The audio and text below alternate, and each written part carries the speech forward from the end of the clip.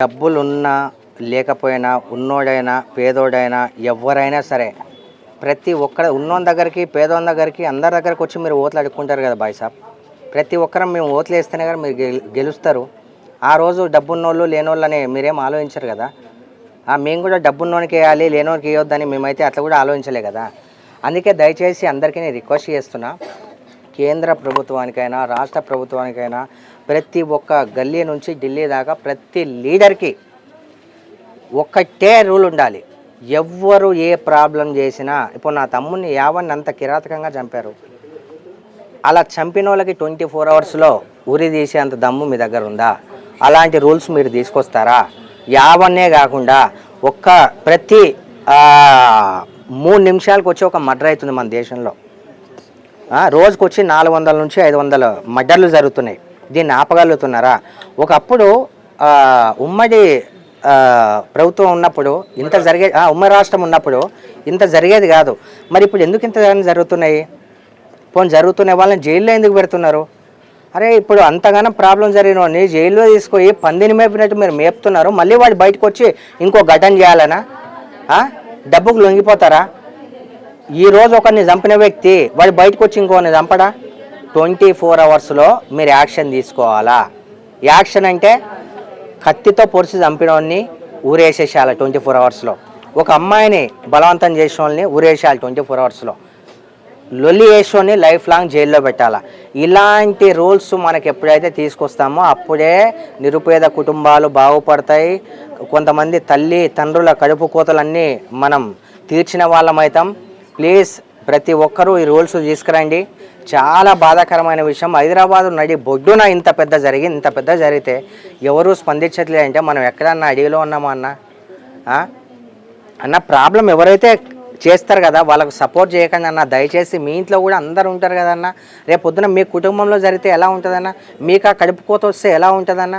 డబ్బులు శాశ్వతం అన్న? ఏది శాశ్వతం కాదన్న. మనమే శాశ్వతంగా 4 రోజులు ఉండిపోయినాక వచ్చినాం. అలా 4 రోజులు ఉండిపోయినాక వచ్చినాం కాబట్టి ఎవరిని డిస్టర్బ్ చేయకుండా వెళ్ళిపోదామన్నా. ఇవన్నీ అవసరమా చెప్పు? ఏమంత పెద్ద నేరం చేసేదన్నా తమ్ముడు? అంతగానం చిత్రహింస గురిపెట్టి అలా చంపారు. ఏమంతా తప్పు చేశాడు? ఏమంతా నేరం ఉంది? ఏదో కొన్ని తరాల నుంచి పగలున్నట్టు అంత ఘోరంగా చంపడం ఎందుకన్నా? నాకైతే 100% కరెక్ట్ అనిపించలే అన్న. చెప్పండి, యవాను అమ్మాయికి కూడా ఎవరైతే ఈ ఘటనలో భాగమైనటువంటి అంటే ప్రేమకు ప్రేమించాడు అని చెప్పేసి చెప్తున్నటువంటి అమ్మాయి ఎవరైతే ఉన్నారో ఒక ఆడియో కూడా రిలీజ్ అయింది. దాంట్లో అమ్మాయికి బుద్ధి చెప్తున్నారు. అంటే సెటిల్ అయిన తర్వాత ఏదైనా ఆలోచిద్దామనే మాటలు చెప్తున్నాడు. చుట్టుపక్కల వాళ్ళు కూడా యవాన్ని మంచి వ్యక్తిత్వం గలవాడు, స్నేహపూర్వకంగా ఉండేవాడు అని అంటున్నారు. అంటే ప్రేమిస్తే ఇలాంటి ఘటనలకు పాల్పడతారా? మరో వాళ్ళకి ఎవరైనా కుటుంబానికి ఇలాంటి కీడు తలపెట్టకుండా ఉండాలంటే తక్షణం ఎలాంటి చర్యలు ఉంటే బాగుంటుంది? ప్రేమిస్తే ఇప్పుడు ఆ అబ్బాయి మీరే అన్నారు కదా ఆడియోలో విన్నామని చెప్పి, ఎంత మెచ్యూర్డ్గా మాట్లాడాడు, ఎంత గుణవంతునిలాగా మాట్లాడాడు. అంత మంచి క్యారెక్టర్ ఉన్న అబ్బాయి, ఫస్ట్ క్లాస్ స్టూడెంట్ అబ్బాయి, ఎన్నో కళలు. రేపు పొద్దున ఏ డిపార్ట్మెంట్లో ఎంతవరకు చేస్తుండేనో, ఐఏఎస్ కావచ్చు, ఐపీఎస్ కావచ్చు, ఎన్నో కళలు ఉంటాయి, ఎన్నో కోరికలు ఉంటాయి. అలాంటి కోరికల్ని మధ్యలోనే తుంచేసిరు కదా. ఏం తప్పు అన్న? ఎందుకు చంపుతారే? ఏం జరిగిందని చంపుతారే? నాకు అర్థం కాక అడుగుతా. ఏం జరిగినా కూడా సంపోద్దే మాట్లాడుకోవాలా, కూర్చొని మాట్లాడుకోవాలా. పోలీస్ శాఖ ఉంది, అందరు ఉన్నారు, లేదంటే మీ బస్సు పెద్దవాళ్ళు ఉన్నారు, వాళ్ళని పిలిచి సో ప్రాబ్లం అని చెప్పి ఎవరి జాగాలో వాళ్ళు ఉండాలన్నా. ఈ చంపుకోడేందన్నా కిరాతకంగా? ఆ జంతువులమ్మా అన్న. ఒక జంతువుకి ఏదైనా జరిగితేనే పక్క జంతువులు సాయానికి వస్తాయి. అలాంటిది ఒక మనిషిని చంపుతుంటే పక్క వాళ్ళు చోద్యం చూసినట్టు చూసే దేశంలో ఉన్నామన్న మనం. అమ్మాయిని వేధించాడని చెప్పేసి లైంగిక ఎక్కడ వేధించినట్టు కనిపిస్తుంది అన్న? అమ్మాయిని వేధించారని చెప్పేసి ఈ రోజున కుల సంఘాలు, పార్టీ నేతలు, ప్రతిపక్ష పార్టీలు వీళ్ళందరూ కూడా ఫైట్ చేస్తున్నటువంటి పరిస్థితి. కానీ ఇక్కడ ప్రాణం పోయినా కూడా ఏ ఒక్క పార్టీ వాళ్ళు రాలేదు. దీన్ని ఎలా చూడొచ్చు? దాన్ని బట్టి మీరు అర్థం చేసుకోండి అన్న. ఉన్నోనికి ఎలా ఉంటుంది, లేనోనికి ఎలా ఉంటుంది. ఉన్నోడు ఏం చేసినా నడుస్తుంది, లేనోడు అంతే, మా బతుకులు ఇంతే, మేము ఇట్లనే రావాల్సిందే అంతే. ఏడుంది న్యాయం బాయ్ సాబ్ చెప్పు? ఎక్కడ న్యాయము? 9 రోజులు 7 రోజులు అవుతుంది తమ్ముడు చచ్చిపోయి. ఏదో న్యాయం జరిగింది బాయ్ సాబ్? తీసుకెళ్ళి జైల్లో పెడితే అయిపోతుందా? 24 గంటల్లో ఉరేసేయండి, ఇంకొకరు మర్డర్ చేస్తారేమో చూద్దాం. దిశ ఘటనలో ఎన్కౌంటర్ చేశారు కదా. నేను కూడా అదే చెప్పిన. దిశ ఆ ఘటనలో ఒక 1 వీక్లో తీసుకెళ్ళి అందరినీ మర్డర్ చేశారు.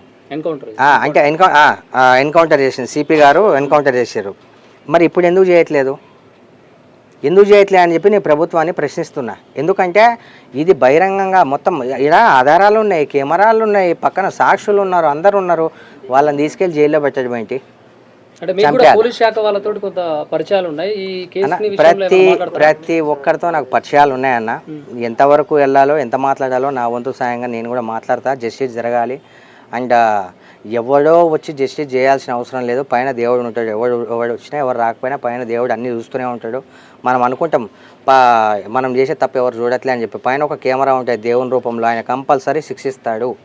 అండ్ ఇంకో విషయం ఏంటంటే యావన్ కుటుంబానికి నేను అండగా, నేను ఎప్పుడు ఎల్లప్పుడూ వాళ్ళ ఇంట్లో ఒక కుటుంబ సభ్యునిలాగా ఉండడానికి మాత్రమే వచ్చే తప్ప ఏదో మాట్లాడి వెళ్ళిపోదామని నేను రాలే. నేను కూడా వాళ్ళ ఇంట్లో కుటుంబ సభ్యుని. నాకు తల్లి లేదు, ఆమెలో తల్లిని చూసుకుంటా. నా తల్లి చనిపోయింది, తమ్ముడిని అన్యాయంగా చంపేశారు. అందరూ దీని మీద స్పందించి సౌదీ రూల్స్ తీసుకురావాలని చెప్పి మనస్ఫూర్తిగా అందరినీ కోరుకుంటున్నాను. రైట్. ఇదే అంశంలో కుటుంబానికి ఆసరాగా నిలిచారు, ఆర్థిక సాయం చేశారు.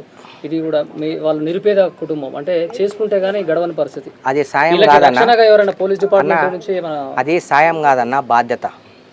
దాన్ని సాయం అని మీరు దూరం చేయకండి. నేను బాధ్యతగా భావిస్తున్నా. చేశారు కాదు, చేస్తూనే ఉంటా. నేను ఎక్కడైనా సరే మీరు అనుకోండి, ఎప్పుడు కూడా ఎల్లప్పుడూ నేను అందుబాటులో ఉంటా. ఇంత ఘోరంగా జరిగింది కాబట్టి జస్టిస్ మాత్రం 100% జరగాల. అంత ఘోరంగా చంపడం ఏంది భయ? అసలు కరెక్ట్ కాదు భయ. చంపుకోవద్దు భయ. ఏమైనా ఉంటే మాట్లాడుకోవాలి. సరే చంపుకున్నారు, ప్రభుత్వం ఏమన్నా డెసిషన్ తీసుకుందా? తీసుకోలే.